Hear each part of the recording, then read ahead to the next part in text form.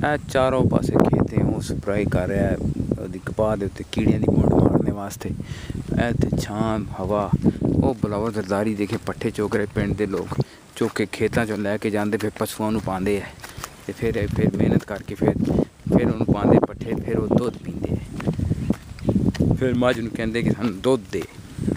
पट्ठे जब लेके जाती है, ये देखिए ये बहुत ज़्यादा प्यार कर रहा है, ये काम करता है ये लड़का।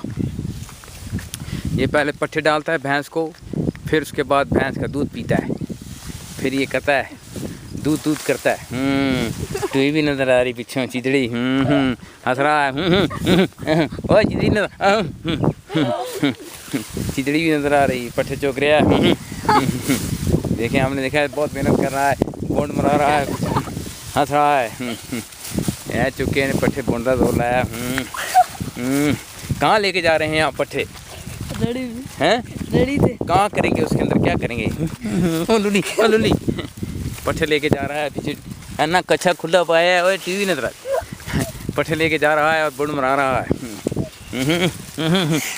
ओ टीवी नजर आ गई, वो जा रहा है पट्ठे लेके रेड़ी पे, और गाय को देगा, भैंस को देगा, फिर दूध पिएगा, जान बनाएगा। थोड़े से रह गए अब, गर्मी है, धुप च बुंड पहाड़ छां च बह के गुजारा हुंदा है।